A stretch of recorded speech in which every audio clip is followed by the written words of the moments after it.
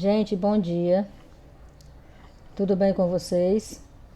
Aqui é a professora Erlúbia para gravar mais um vídeo para nossas aulas de geografia, ok? Vamos aí ao percurso 10. Europa, características naturais, físico-naturais e população.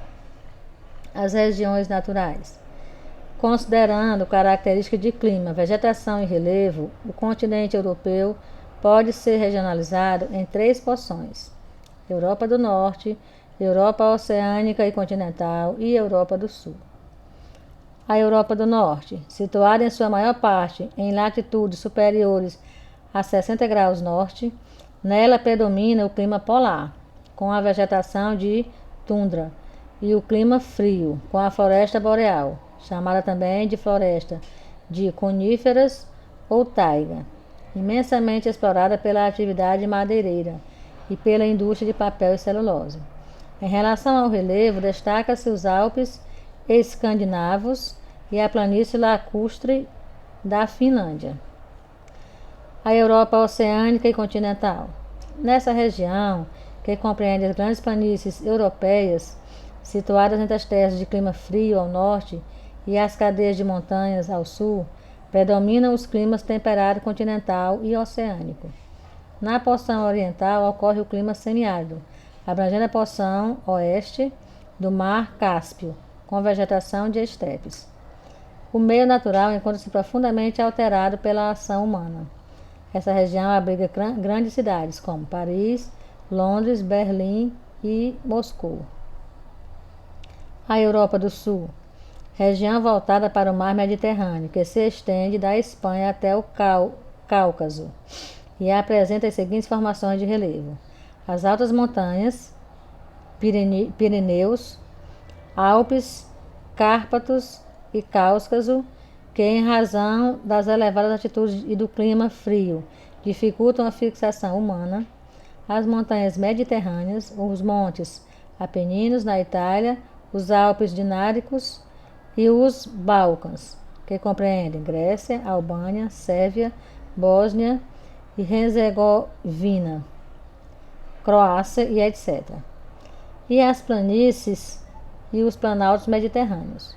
O clima mediterrâneo caracteriza parte das montanhas e das planícies e os planaltos dessa região, cuja paisagem natural sofreu um intenso processo de ocupação humana. Nessa área localizam-se cidades importantes, como Lisboa, Madrid, Marselha e Milão. Os rios importantes da Europa. Olha aí, o uso intenso de uma herança natural. A Europa apresenta rica e bem distribuída rede hidrográfica, que historicamente constituiu vias naturais de circulação, fator essencial para a prosperidade de várias regiões e cidades. E continua exercendo papel relevante na navegação, na produção de energia elétrica, na irrigação de terras para a agricultura, na piscicultura e no turismo. 3 rios que percorrem o território europeu se destacam pela importância econômica: o rio Volga, o Danúbio e o Reno. O rio Volga, gente, é o mais extenso, certo?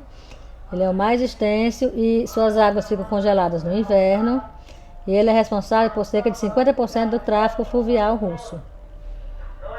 Além disso, ao longo de seu curso há várias barragens e hidrelétricas.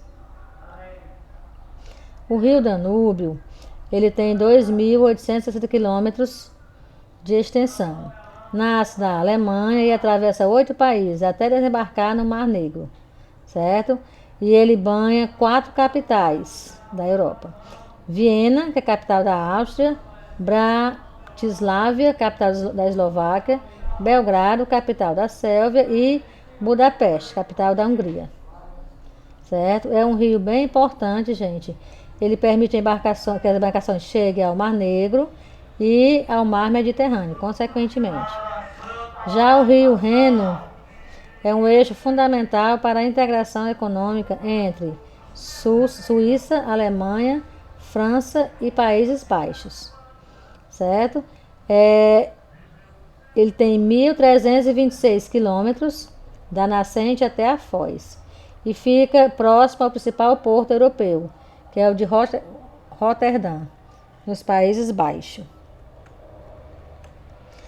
Com relação aos aspectos populacionais, o crescimento populacional da Europa é modesto, se comparado ao dos outros continentes, sobretudo se considerado no período após a Segunda Guerra Mundial. Certo? Isso se deve, gente, ao fato de a Europa já ter completado há alguns anos sua transição demográfica, ou seja, a passagem de uma fase com altas taxas de natalidade e de mortalidade para um patamar de baixas taxas.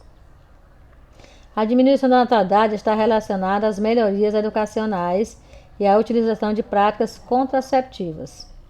Certo? Já a de mortalidade decorre em especial de progressos da medicina e da melhoria de condições de higiene, saneamento e de alimentação. O resultado da transição demográfica é um crescimento populacional baixo ou mínimo. Em alguns países da Europa ocorre um crescimento natural negativo da população, certo? Ou seja, quando a natalidade é inferior à mortalidade.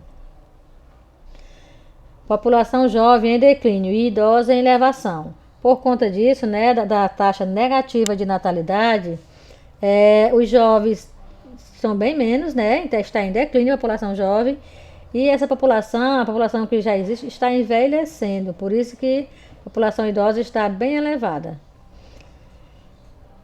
Em 2005, a população europeia com mais de 65 anos era numericamente igual a de 0 a 14 anos. Estima-se que, se for mantida a tendência atual, em 2050, a população idosa deverá ultrapassar a população de até 14 anos em mais de 87 milhões de pessoas. Então, gente, as pessoas da população envelhecendo. Taxa de natalidade bem pequena, né? E a população vai envelhecendo, os jovens poucos, né? Cada vez menos, devido à taxa de natalidade ser tão baixa. Tá certo? Então, pessoal, esse é o nosso vídeo da semana. Vocês façam as atividadezinhas. Tem uns textinhos lá para vocês lerem, para ajudá-los na resolução das tarefas. Tá certo? Fiquem todos com Deus, se cuidem e um abraço.